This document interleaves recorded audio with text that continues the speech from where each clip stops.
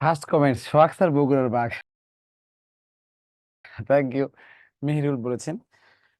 Okay, welcome back to the digital class of Vidyabari. রোজার মাসে class.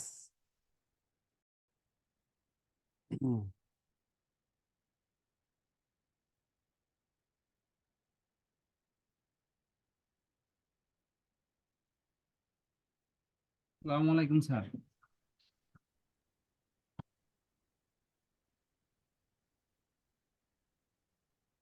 ওয়ালাইকুম আসসালাম। ভালো আছেন স্যার? আছি, ভালো আছি। স্যার, গত ক্লাস করতে পারি নাই। আপনার এই যে অ্যাপস এর সমস্যা, অ্যাপসে ঢোকা যায় না, ওয়েবসাইটেও তো সমস্যা, ওয়েবসাইটেও ঢোকা যায় না।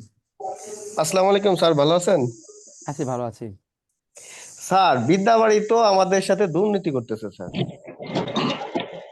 মানে আমাদের কোনো গুরুত্বই দিচ্ছে না আমাদের ব্যাচের। তাহলে এই যে ইয়ের জন্য না, অ্যাপের জন্য। স্যার না স্যার, আমাদের ক্লাসগুলো স্যার এই মাসে 3টা ক্লাস দিলে পরে আমরা পরীক্ষাগুলো ভালো করে দিতে পারতাম। আমাদের ক্লাসগুলো ঠিক মতো নিচ্ছে না, স্যার। আচ্ছা, তা আপনাদের কি কি 11 থেকে 20 দিন গ্রেড এটা?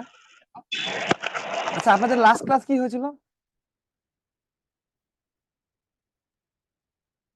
স্যার, গত ক্লাসে অ্যাটেন্ড করতে পারি নাই তো, 1-2 দিন আগে ছিল সম্ভবত।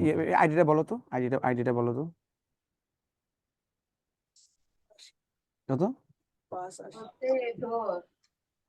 2223 000 কত? 85।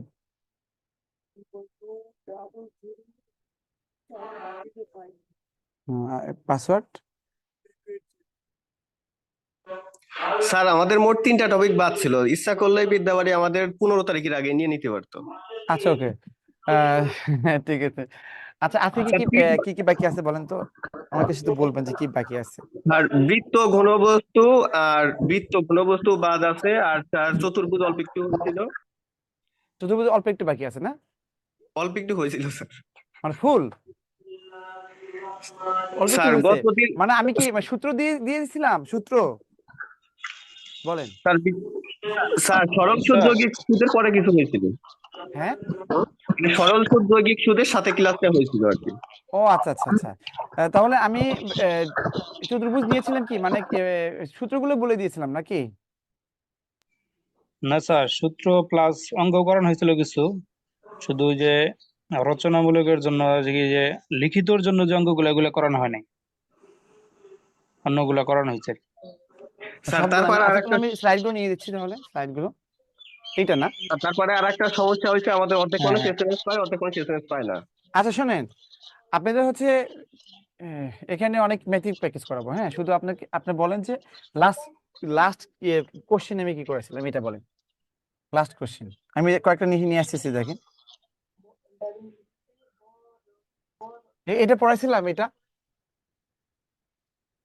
এগুলো এগুলো হয়েছিল।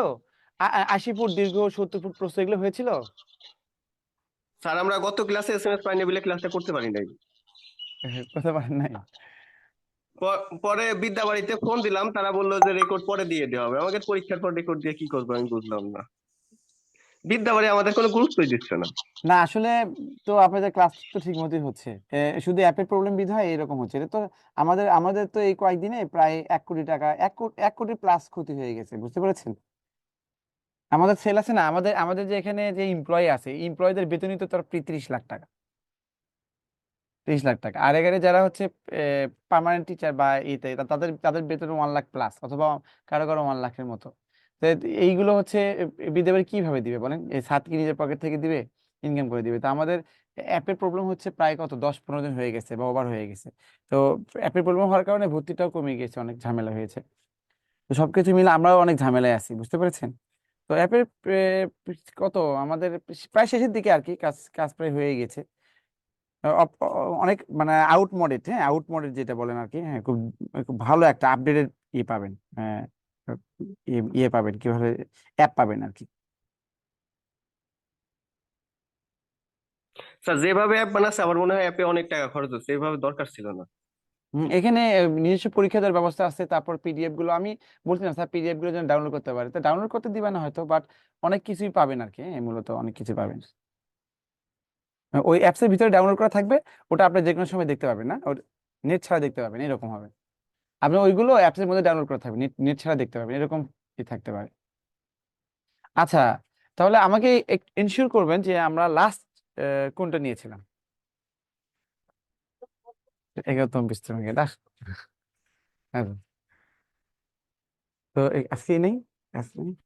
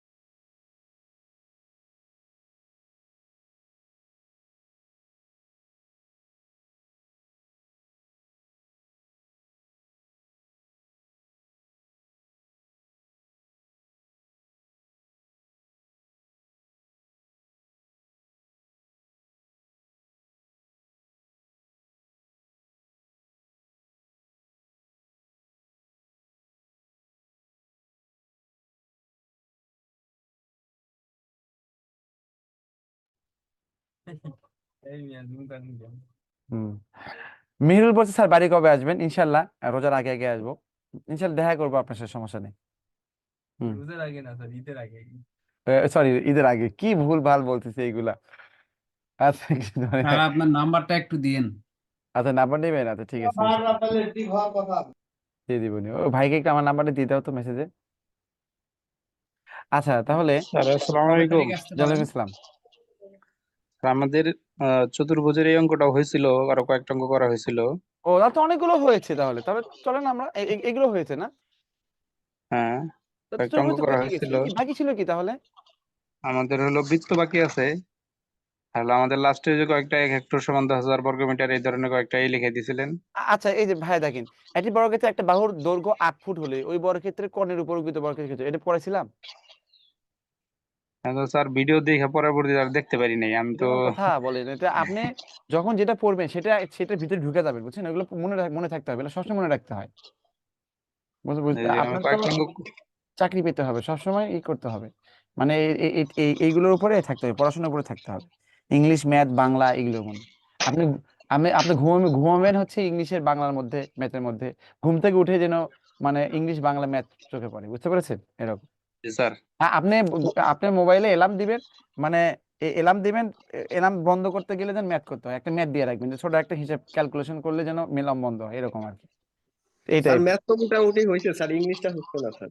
ইংলিশ পড়লেই হবে, ইংলিশ ভোকাবুলারি গুলো ভালো করে পড়বেন, হ্যাঁ।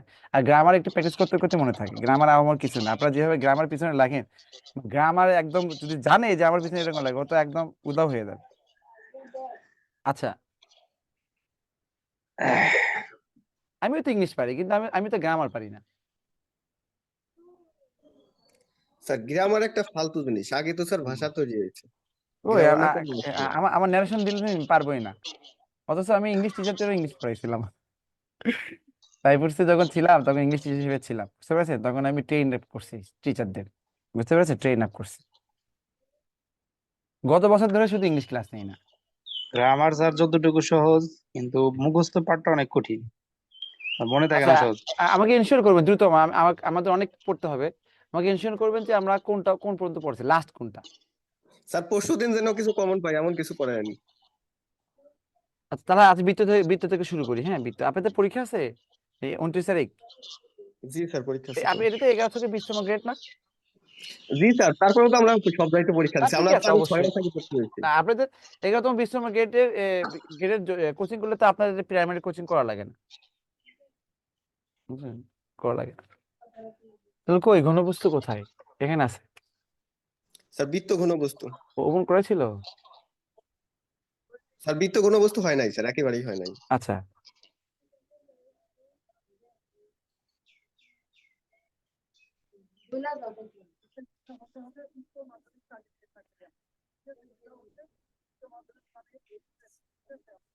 স্যার মাঝে মাঝে দেখি চাকার অঙ্ক আসে, করতে গেলে ঝামেলা হয়ে যায়। হ্যাঁ, চাকা।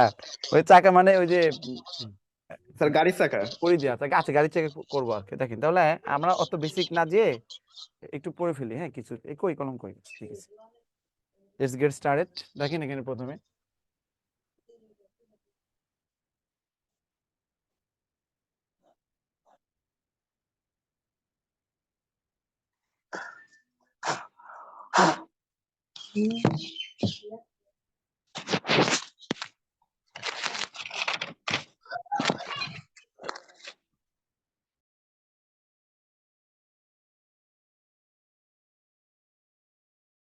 দেখ, তুমি ইন্ডিকেট করো কোথা থেকে সাউন্ড আসে, তাকে বন্ধ করে দাও। অনেকে বলো যেটা, এটা হচ্ছে পরিধি। দেখেন পরিধি, পরিধি। দেখেন পরিধি কি? ত্রিভুজের 3 বাহুর যোগফলকে পরিসীমা বলে, চতুর্ভুজের 4 বাহুর যোগফলকে পরিসীমা বলে, পঞ্চভুজের 5 বাহুর যোগফলকে কি হচ্ছে পরিসীমা বলে। আর বৃত্তের পরিসীমা কি? বৃত্তের পরিসীমা বলতে এই ধরুন এটা এ বি সি ধরলাম, এটা এ ধরলাম, এটা বি ধরলাম, এটা সি ধরলাম। এটাকে এই যে এ বি আছে, এখানে বি সি, এখানে সি এ, এগুলো হচ্ছে চাপ। এগুলো কি বলবো? এগুলো চাপ। আপনার বৃত্ত থেকে আজকে বৃত্ত এবং ঘনভুজ থেকে যে কটা যদি একটা ম্যাথ আসে, একটা ম্যাথই কমন পড়বে ডিরেক্ট, বুঝতে পারছো? দুটো ম্যাথ কমন পড়বে, বাট একটা আসবে আপনাদের এখান থেকে। এবি বা বিসি দুটো আসতে পারে, বলা যায় না। এবি বা বিসি এবং এসি এগুলো হচ্ছে চাপ। এই চাপগুলোর যোগফলকে বলা হয় হচ্ছে পরিধি বা পরিসীমা, হ্যাঁ। পরিধি কিন্তু আরেকটা নাম কিন্তু পরিসীমা। তো বৃত্তের ক্ষেত্রে সাধারণত পরিধিটা আমরা বলি, আর এখানে কখনো কখনো পরিসীমা বলা হয়, পরিসীমা বলা হয়। এই, তাহলে এই যে বক্ররেখার টোটাল দৈর্ঘ্যটাই হচ্ছে কি হচ্ছে পরিধি বা পরিসীমা। এই পরিধির একটা সূত্র আছে, পরিধির, তাহলে কি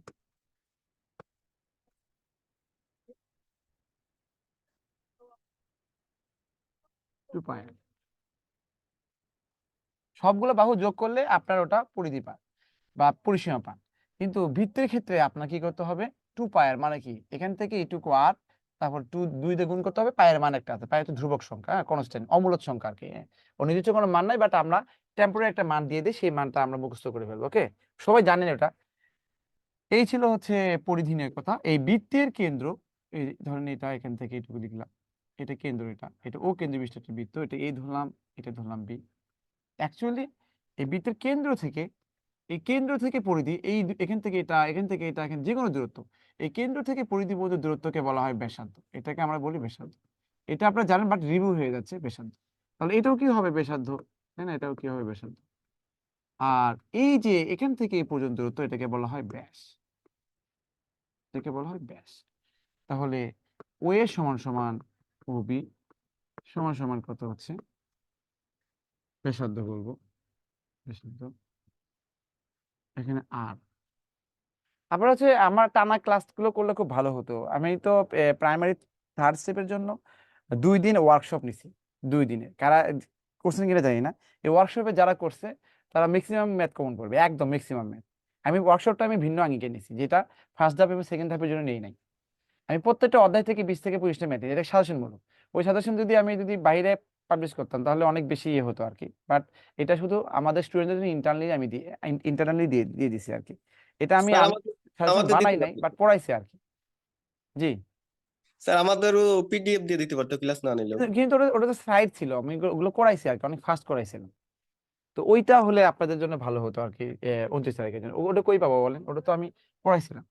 যেমন আমি বিন্যাস, সমাবেশ, সম্ভাব্যতা আর সরল সরল সহজ সমীকরণ এবং অসমতা, এই 4টা চ্যাপ্টার আমি পড়াইছিলাম ওদেরকে 4 ঘন্টায়।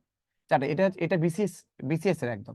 এগুলো 11তম 20তম এটা মাঝে মাঝে আসে, বাট যেটা আসে সেটা একদম মানে ইজি ইজি আসে, পারা যায়। এই জন্য ওইগুলো আমি বিসিএস এর ম্যাথ গুলো দিয়ে প্র্যাকটিস করাইছি। ওরা যে কোনো ম্যাথ আসলে পারবে ওখান থেকে। আর অন্য স্টুডেন্টরা ওরা পারবে না, কারণ ওইগুলো তো করেই নাই, এলে পারবে কিভাবে? এই জন্যই ওদেরকে করাইছিলাম। তারপরে আমি বীজগণিতের হচ্ছে যতগুলো চ্যাপ্টার আছে সবগুলো চ্যাপ্টার পার্ট বাই পার্ট করে 20টা করে 15টা করে পড়াইছিলাম, আর গুরুত্বপূর্ণ যেগুলো আসার মতো সেগুলো। তো ঘুরে ঘুরে ওইগুলোই আসবে আর কি, এরকম করে আর পাটিগণিত বীজ গণিতে একটু সমস্যা হয় স্যার। তো তারপরে গতকাল লাস্টে একটা আমি 11তম 20তম একটা নিয়েছি, মানে একটা লাইভ নিয়েছিলাম খুবই কম সময়ের জন্য, 20 থেকে 25 মিনিটের জন্য লাইভ নিয়েছিলাম। ওই লাইভটা দেখেন কয়েকটা ম্যাথ করানো আছে, ওখান থেকে একটা ম্যাথ পেতে পারেন। ওই সমান ওবি সমান সমান ব্যাসার্ধ সমান আর। আর এখানে এবি হচ্ছে ব্যাস, এবি ব্যাস। এই ব্যাসকে আমরা কি বলি বলি এখানে ডায়ামিটার বলা হয়। রেডিয়াস বলে আর দিয়ে প্রকাশ হয়, ডায়ামিটার ডি দ্বারা প্রকাশ করা হয়। এই আর এর সাথে ডি এর সম্পর্ক হচ্ছে ডি সমান 2r। এটা সূত্র বললে ভুল হবে, বাট এটা একটা রিলেশন আর কি, যে দুইটা আর মিলে একটা ব্যাস হয় এই। আর ব্যাসটা সবসময় কেন্দ্র দিয়ে যায়। আর ব্যাস ছাড়া যেটা হবে, দেখে বৃত্তের পরিধির যে কোনো 2 বিন্দু সংযোজক রেখা এটাকে বলা হয় জ্যা। আর বৃত্তের পরিধির যে কোনো 2 বিন্দু সংযোজক রেখা যেটা কেন্দ্র দিয়ে যায় সেটাকে বলে ব্যাস। তাহলে ব্যাস এবং জ্যার মধ্যে পার্থক্য কি কেউ কেউ বলতে পারবেন? ব্যাস এবং ব্যাসার্ধের মধ্যে পার্থক্য কি? স্যার ব্যাসার্ধ কেন্দ্র দিয়ে যায়, আর ব্যাস কেন্দ্র বাদে যে কোনো জায়গায় দিয়ে হ্যাঁ, যাইতে পারে। আর ডেফিনেশন করতে যদি আমি বলতে চাই তাহলে বলতে হবে যে বৃত্তের পরিধির যে কোনো 2 বিন্দুর সংযোজক সরলরেখা এটা হচ্ছে জ্যা। আর এই সংযোজক রেখা যদি কেন্দ্র দিয়ে তাহলে বলবো ব্যাস। অথবা বৃত্তের কেন্দ্রগামী যে কোনো 2টা বিন্দুর সংযোজক সরলরেখাকে ব্যাস বলা হয়। যে যেভাবে বলবেন সেভাবে হবে।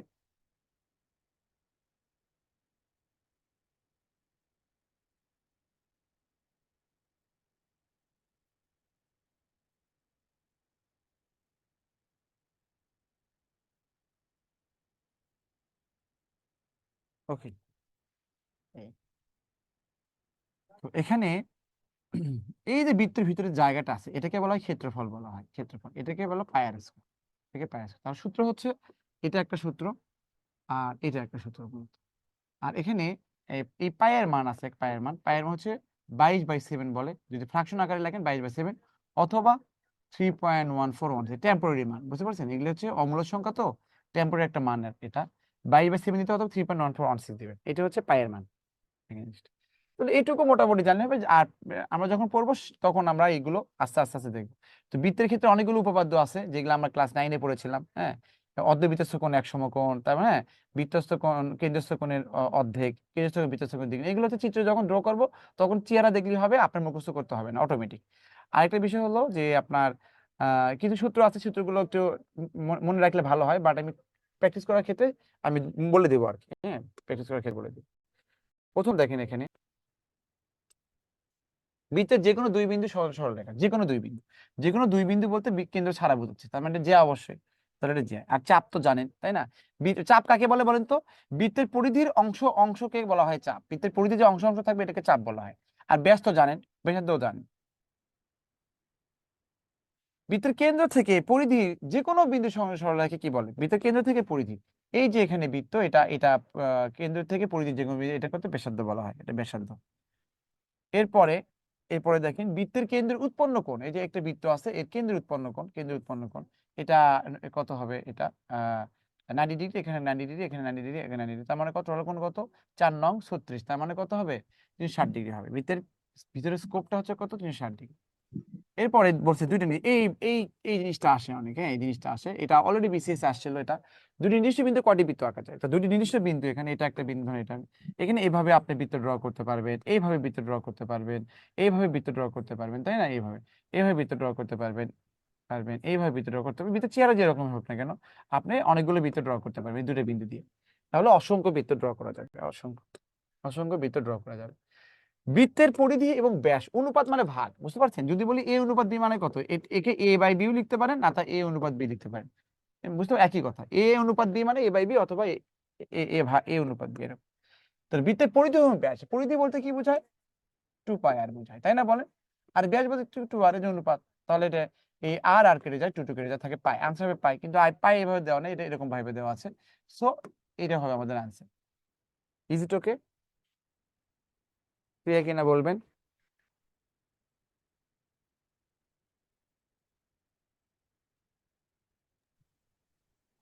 স্যার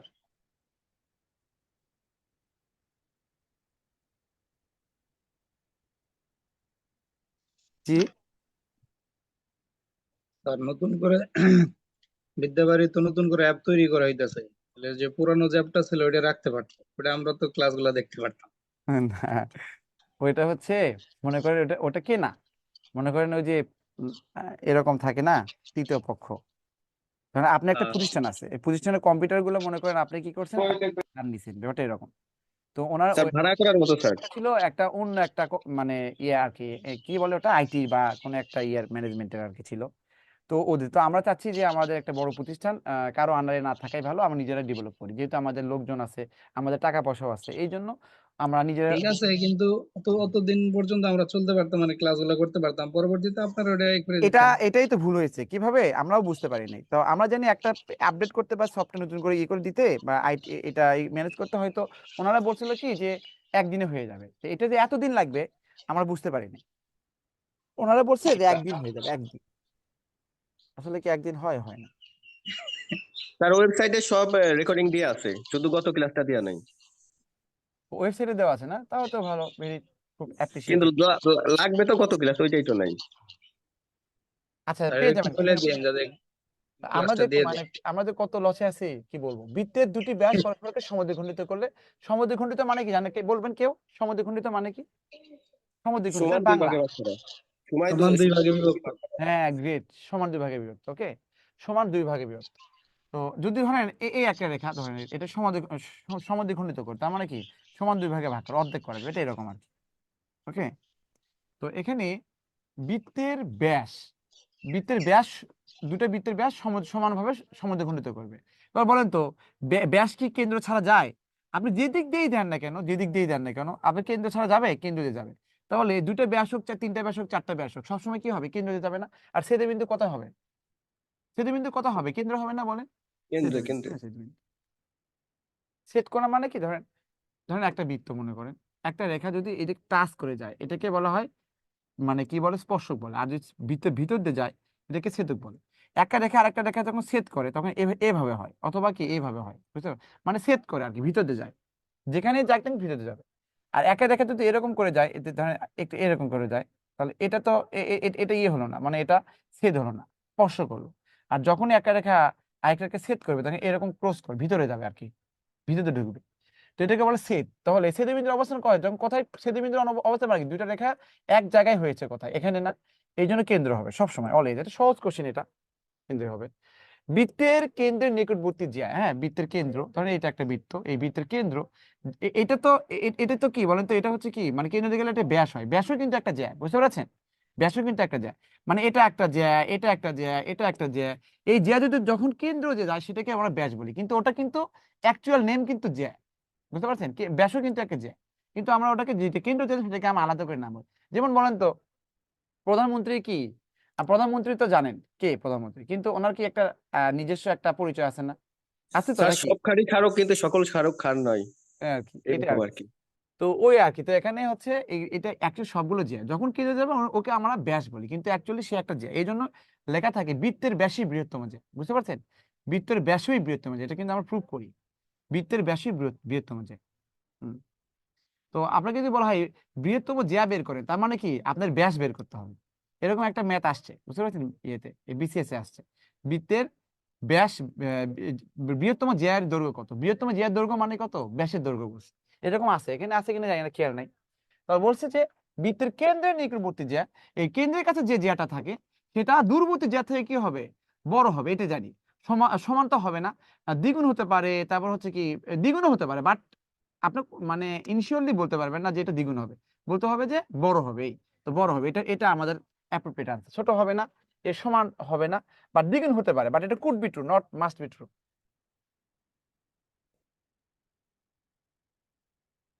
এই যে এটা হচ্ছে 5টা। আমি আপনাদের বলেছিলাম আগে, তারপর আগে বলে দিই, এগুলো হচ্ছে এই যে এগুলো রুলস আর কি। হ্যাঁ, যে একটা সমবাহু বা সমদ্বিবাহু ত্রিভুজের ক্ষেত্রে শীর্ষ, এটা কিন্তু শীর্ষ, কিন্তু এটাও শীর্ষ, এটাও শীর্ষ, যে কোনো শীর্ষ থেকে যদি ভূমির উপর লম্ব টানি তাহলে এই ভূমিকে সমান দুই ভাগে ভাগ করে। এখান থেকে তুমি এটা লম্ব টানি, এখান থেকে এরকম করে লম্ব টানি, এইটাকে সমান দুই ভাগে ভাগ করে। তো শীর্ষ শীর্ষ কিন্তু সবগুলোই কিন্তু শীর্ষবিন্দু, বুঝতে পেরেছেন? দুটা রেখা যদি একটা জায়গায় মিল হয়, ওই ওই ওই মিলকে এই যে এটাকে বলা হয় শীর্ষবিন্দু, বুঝতে পেরেছেন? তাহলে একটা সমবাহু বা সমদ্বিবাহু ত্রিভুজের সেক্ষেত্রে শীর্ষ থেকে ভূমির উপর লম্ব টানে ভূমিকে সমান দুই ভাগে ভাগ করে, এটা আমরা ত্রিভুজের ক্ষেত্রে পড়েছিলাম, হ্যাঁ মনে আছে। আর বৃত্তের ক্ষেত্রে কি, যদি এখানে কেন্দ্র থেকে যদি যে কোনো একটা জ্যা, এটা একটা জ্যা, তারপর এটা একটা জ্যা, ইভেন এটাও একটা জ্যা, এইগুলো জ্যায়ের উপর লম্ব দূরত্ব এই জ্যাকে সমান দুই ভাগে ভাগ করে, এখান থেকে লম্ব দূরত্ব জ্যাকে সমান দুই ভাগে ভাগ করে।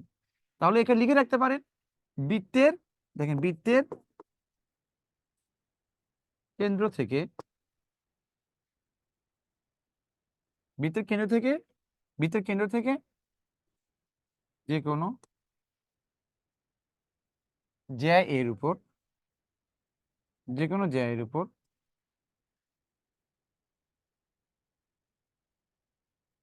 বৃত্তের কেন্দ্র থেকে যে কোনো জ্যা এর উপর অঙ্কিত লম্ব ওই জ্যাকে সমান দুই ভাগে, সমান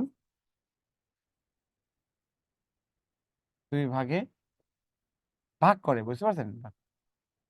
এই জিনিসটা সমান দুই ভাগে ভাগ করে। ভুল কথা। 20তম গ্রেডের চাকরিতে দুর্নীতি হয়, এটা আপনাকে কে বলছে? আপনি যদি আপনার অস্ত্র ধারণ করতে পারেন তাহলে আপনার সম্মুখে যা কিছু আসবে আপনি থাকতে পারেন।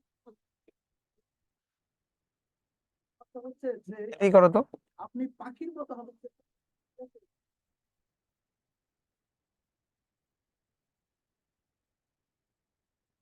তাহলে প্র্যাকটিস করেন এখানে একটা বৃত্ত, এই বৃত্তের এটা কেন্দ্র, এই কেন্দ্রের এটা জ্যা বলছে 13 সেন্টিমিটার ব্যাসার্ধ বিশিষ্ট কোন বৃত্তের কেন্দ্র হতে, এই 13 সেন্টিমিটার ব্যাসার্ধ বিশিষ্ট এর ব্যাসার্ধ হচ্ছে 13, যে কোনো দিকে, এখান থেকে যে কোনো দিকে 13, এটা জানি। এই কেন্দ্র থেকে একটি জ্যায়ের উপর 5 দূরত্ব 5 সেন্টিমিটার হলে, এই যে এই যে লম্ব দূরত্ব 5 সেন্টিমিটার হলে এই জ্যায়ের দৈর্ঘ্য কত, জ্যাকে সমান দুই ভাগে ভাগ করবে। তো আপনি তো জানেন এখানে জ্যা কত, এটা কত, ব্যাসার্ধ কত, 13, যে কোনো ভাবে লিখতে পারেন 13। তো এটা তো সমগ্র ত্রিভুজ, এটা 5, এটা 13, বলেন তো এটা কত হবে, কে বলবেন? এটা 5 আর 13 কত হবে? 12 স্যার। 12 হবে। তো ওটা মুখস্থ করতে হবে, 5 12 13 আমাদের সমগ্র ত্রিভুজের রেশিও, অথবা লম্বস্কয়ার ভূমিস্কয়ার ত্রিভুজ করতে পারি, বের করতে হবে, বাট এভাবে বের করাই ভালো। 12, এটা তাহলে 12, এটা 12, 5 12 13, তাহলে এটা এখান থেকে এটুকু 12 হলে এটা 12 হবে। তো জ্যায়ের দৈর্ঘ্য কত হবে? তো জ্যায়ের 24 দৈর্ঘ্য কত হলো তাহলে? 24 স্যার, 24 24 হবে। Is it okay? G sir.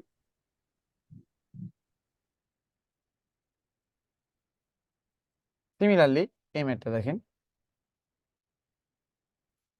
10 centimetre বৃহত্তর বৃত্তের কেন্দ্র হতে 6 স্যার সেন্টিমিটার। একটা কথা বলতে চাচ্ছিলাম। জি বলেন।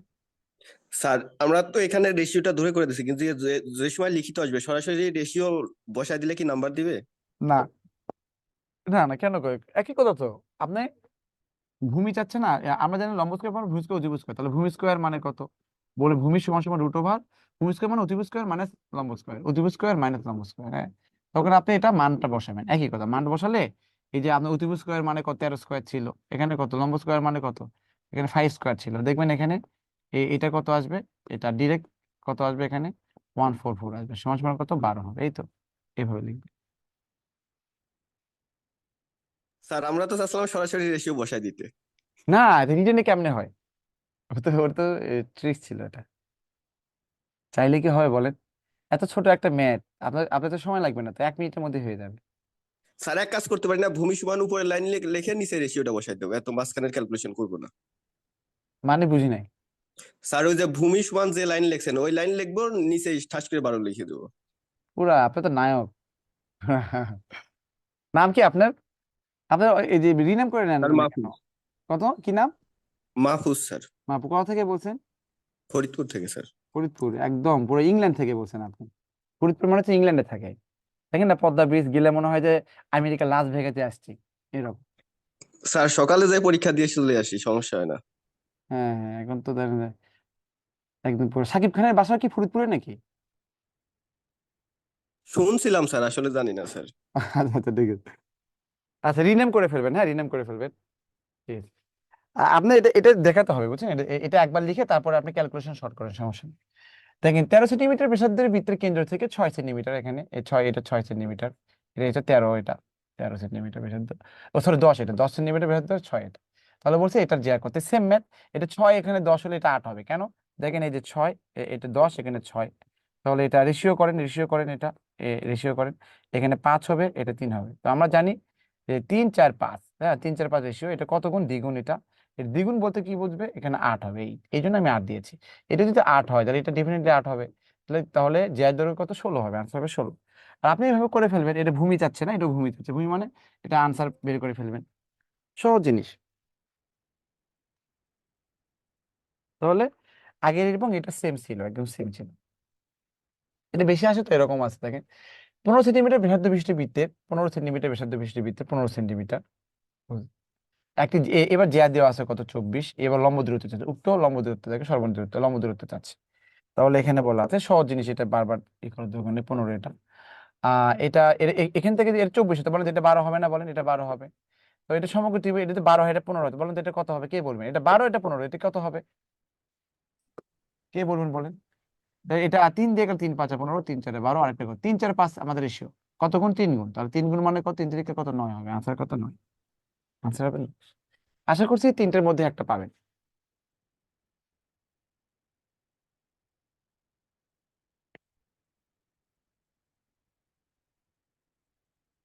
বুঝতে পারছেন মাহফুজ ভাই? জি স্যার, বুঝতে পারছি। ওকে।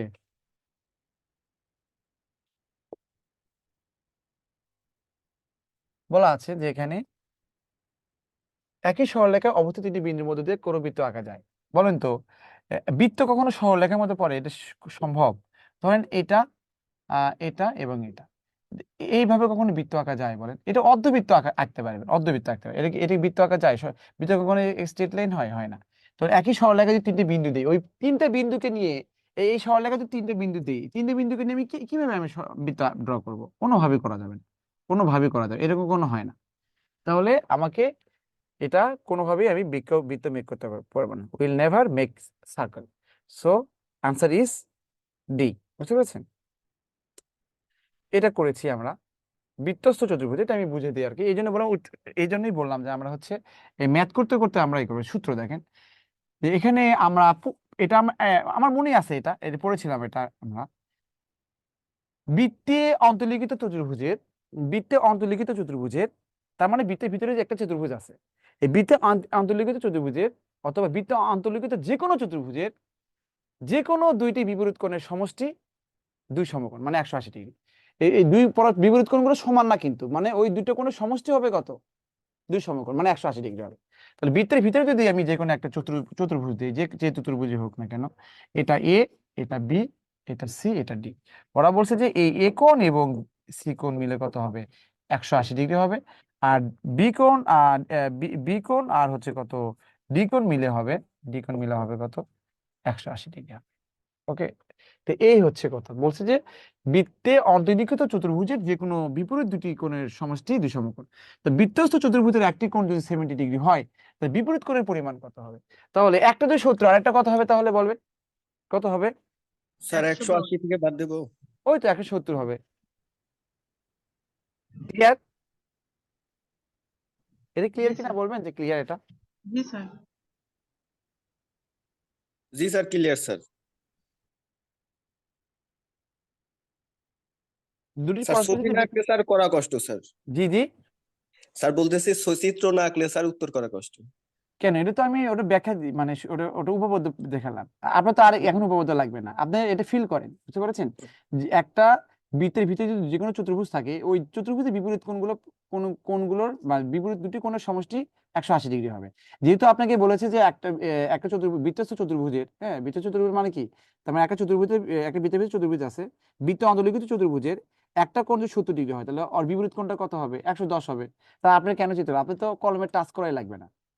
আমি মানে এতক্ষণ যতগুলো ম্যাথ করাইছি, হ্যাঁ, আপনার শুধু লাস্ট 3টে ম্যাথ ছাড়া বাকি ম্যাথগুলো তো আপনার কলমের টাচ লাগে নাই, শুধু এটা মুখোমুখি করবেন, হ্যাঁ, সাধারণ জ্ঞানের মতো আনসার। এটাও তাই, দেখেন সাধারণ, কিন্তু আমি ব্যাখ্যা করবো আমরা দুইটি পরস্পর স্থিতি বৃত্তে কয়টি সাধারণ স্পর্শক আঁকা যায়। এই আমি কিছুক্ষণ আগে বলেছিলাম যে একটা রেখা, এই যে ধরেন এই একটা রেখা যদি টাচ করে যায়, টাচ ছুঁয়ে যায়, ছুঁয়ে যাওয়া তো জানেন না?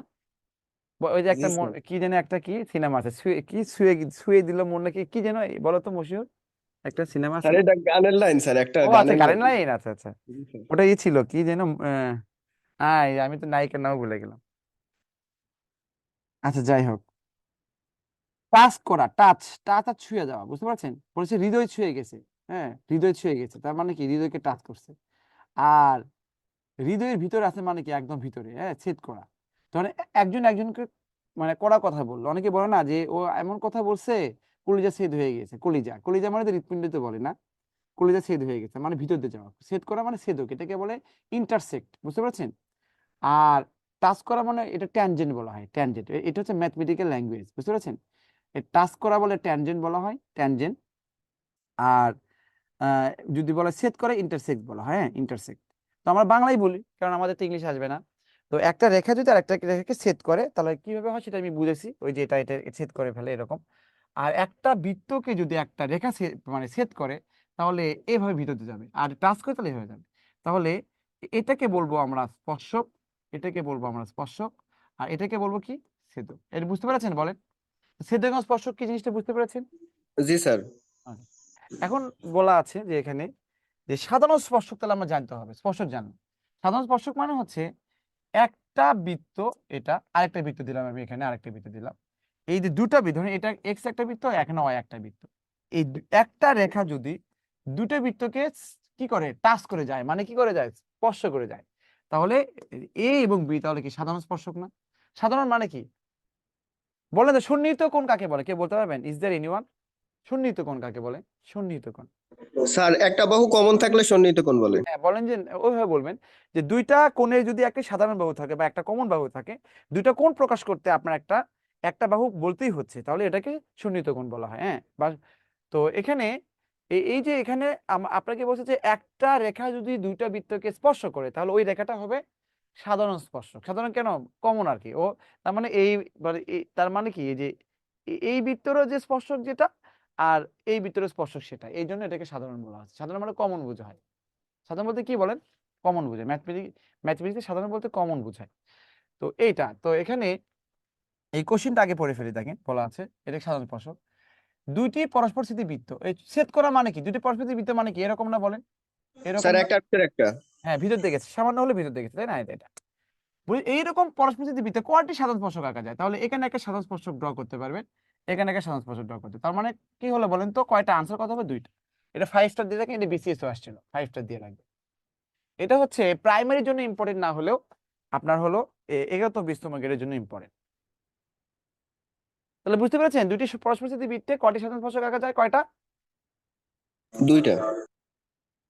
এখন যদি বলি এটা বাদ দেন, আহ, দুইটি বৃত্ত, দুইটি কি হয়, দুইটি কি হচ্ছে, এটা একবার বাদ দেয়, দুইটি বৃত্ত পরস্পর পরস্পর কি হচ্ছে, এই বোর্ডটা এখনো ঠিক হয় নাই, হ্যাঁ, দেখছো? এতে তাহলে আপডেট দিয়ে কি হলো, বৃত্ত পরস্পর, দুইটি বৃত্ত পরস্পর,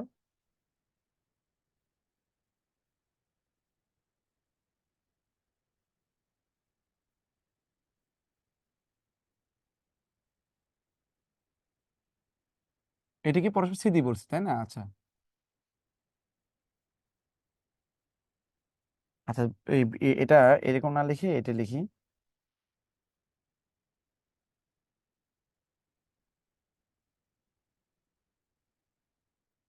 স্পর্শ করলে, দুটি বৃত্ত পরস্পর স্পর্শ করলে কয়টি সাধারণ স্পর্শক আঁকা যায় কে বলবেন? স্যার দুইটাই হবে। না, স্পর্শ করা এক জিনিস আর স্পর্শ করা ছেদ করা এক জিনিস। স্পর্শ করা মানে হচ্ছে দেখেন এটাও পরীক্ষায় আসছে, বুঝছে, এই জন্য আমি দিচ্ছি আর কি। এই যে স্পর্শ করছে না, এই বৃত্তর চেহারা যেরকমই হোক, আমার আমার চেহারাটা ভালো হলো না বৃত্তের।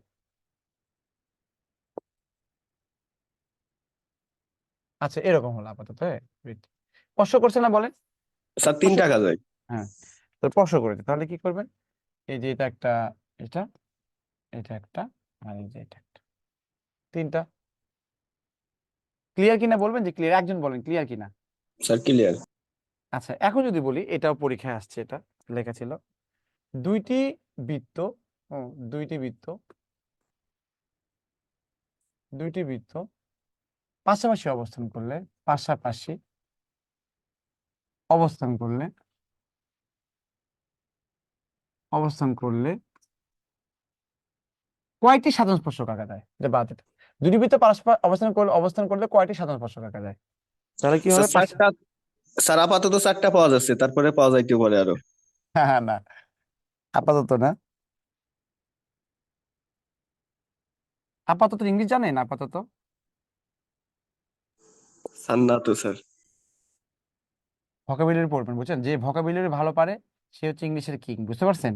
গ্রামার ট্রামার যাই বলেন না কেন, যে ইংলিশে রিডিং হ্যাবিট বেস্ট, সে হচ্ছে ইংলিশের রাজা, বুঝতে পারছেন? একটা স্টুডেন্ট বা একটা মানুষ যদি একটা কম্পোজিশন বলেন, একটা জিনিস যদি পড়ে সে দ্রুত বাংলার মতো বুঝতে পারে, সে হচ্ছে বেস্ট রিডার এবং সে হচ্ছে সবচেয়ে ইংলিশের বস, সে কিং আর কি ইংলিশে, বুঝতে পারছেন? যত গ্রামার ট্রামার বলেন। তো এইটা আত্মস্থ করতে গেলে আপনার কি লাগবে বলেন তো? আপনার ভোকাবুলারি লাগবে, ভোকাবুলারি ইউজ লাগবে, ব্যবহার লাগবে, বুঝতে পেরেছেন? একটা ভোকাবুলারি মনে করেন যে, মানে চাঁদের দেশে গেলে একরকম থাকে, আবার মনে করেন যে শিলিগুড়িতে গেলে একরকম হয়, হাওড়া ব্রিজে মনে করেন যে গেলে একরকম হয়, বাংলাদেশে আসলে একরকম হয়, ব্যাপারটা এরকম। তো ভোকাবুলারি অনেক ভেরিয়েশন থাকে, বুঝতে পারছেন? তো এক নাম্বার মিনিং, দুই নাম্বার, তিন নাম্বার মিনিং জানতে হয়। এই ভোকাবুলারিটা রাজত্ব করতে পারলে আপনি ইংলিশে অনেক ভালো হবে। আর গ্রামার অটোমেটিক চলে আসে।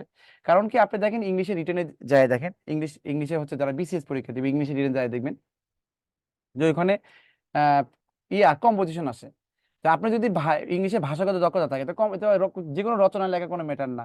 তারপরে এই কম্প্রিহেনশন লেখা তো কোনো ম্যাটারই না, বুঝছে? বাংলায় যদি আমি কম্প্রিহেনশন দিতাম, হ্যাঁ, তাহলে আপনি যে কোনো কোশ্চিন আনসার করতে পারতেন, তাই না? এখন আমি যদি হাতিঝিল সম্পর্কে যদি আমি আপনাকে বলি 5 মিনিট লিখে দিই, যদি ওখান থেকে বাংলা কোশ্চিন, কারণ কম্পোজিশন মানে আপনি কম্প্রিহেনশন মানে কি ওর মধ্যে থেকে আসে, তাহলে বলতে পারবেন না, ব্যাপারটা এরকম আর কি। এই জন্যই হচ্ছে আপনারা ভোকাবুলারিটা ভালো করে পড়বেন, এবং এই যে প্রিপোজিশন আছে, কিছু ফ্রেজ আছে, এই জিনিসগুলো মুখস্থ করবেন। আর এগুলো সবসময় মুখস্থ করবেন হচ্ছে বিগত সালের কোশ্চেন থেকে।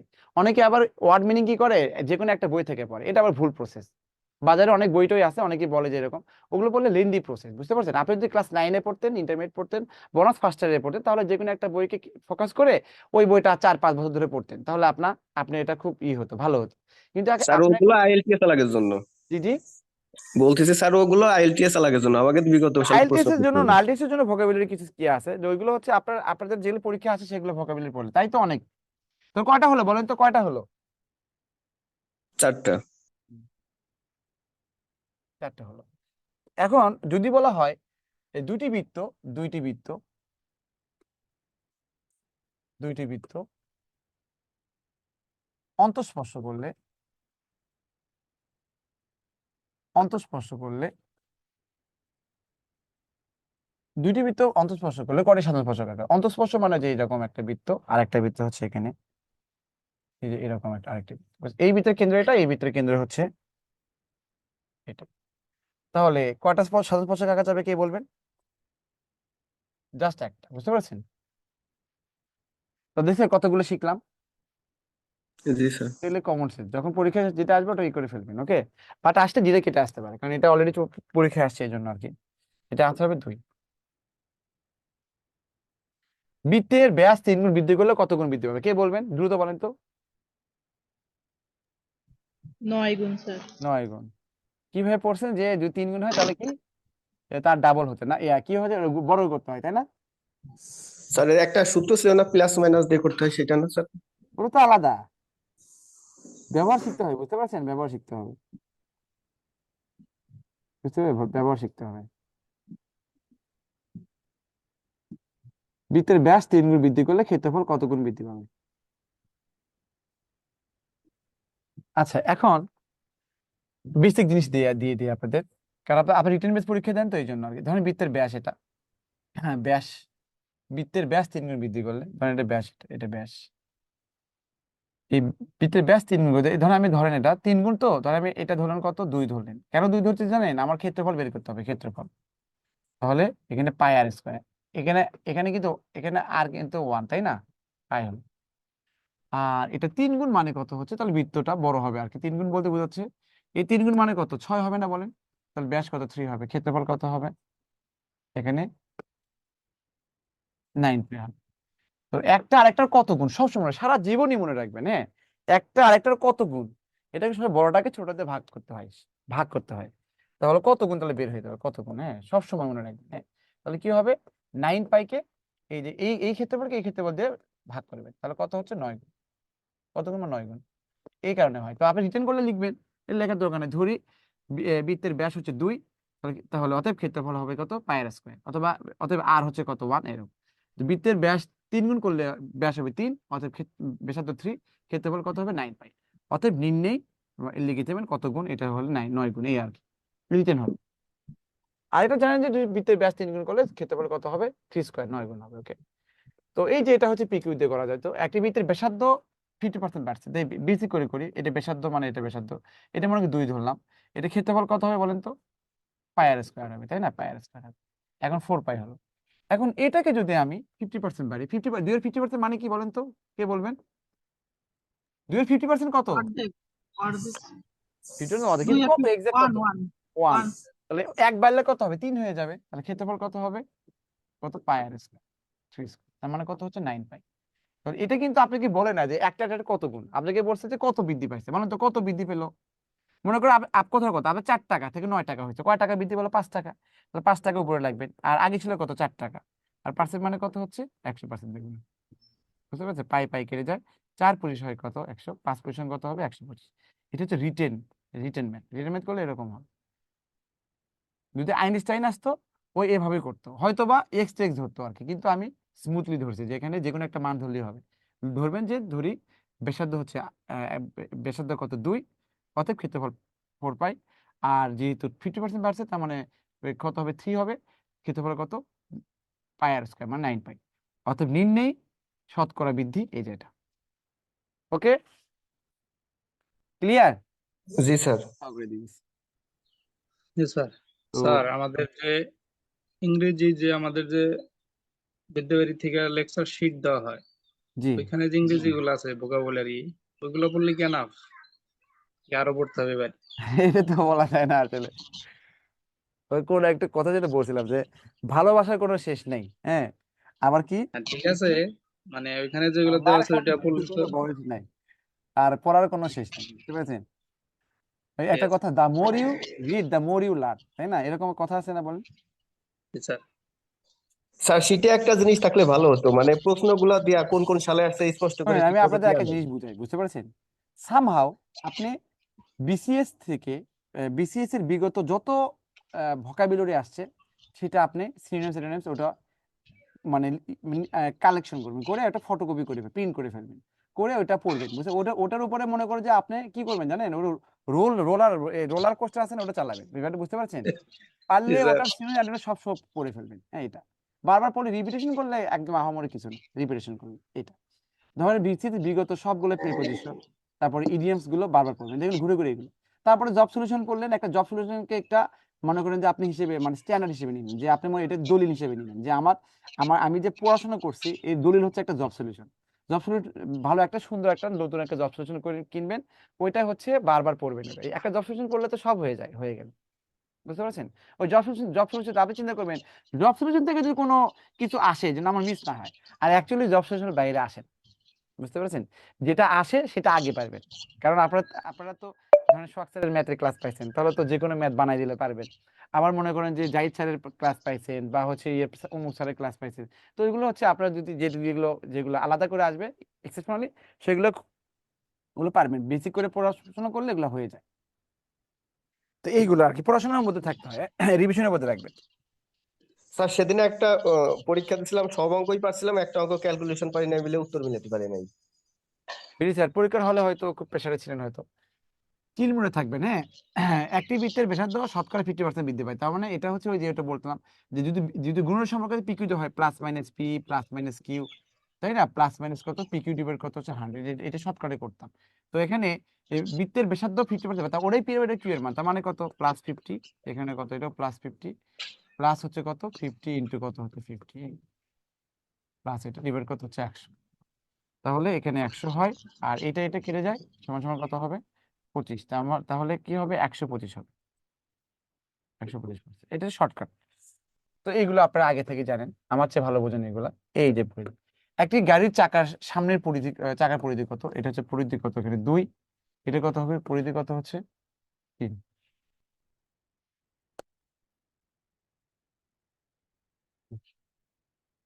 পরিধি মানে বক্ররেখার যোগফল আর কি। এটা বলেন তো, যদি আমি বলি যে এই যে একটা চাকা, হ্যাঁ এই চাকা যদি এটা এটা 12 মিটার যদি হয়, হ্যাঁ যদি এখান থেকে এটা দূরত্ব 12 মিটার হয়, বলেন তো এই চাকা এই 12 মিটার যেতে কতবার ঘুরবে, কে বলবেন?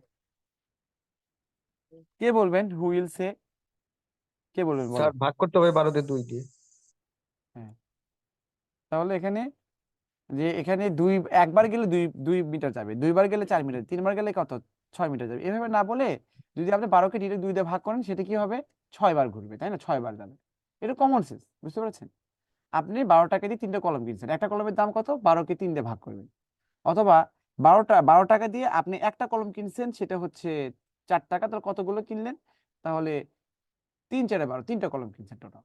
তো এগুলো মানে অটোমেটিক আসে, অটোমেটিক। হ্যাঁ, আবার চতুর্ভুজের ক্ষেত্রে আমি দেখাইছিলাম যে এই যে টাইলস কিভাবে, টাইলসের সংখ্যা কিভাবে বের করে, তারপরে আপনার বাসায় টাইলস লাগাবেন, হ্যাঁ কত টাকা খরচ হবে, এটা কিন্তু অটোমেটিক আসে।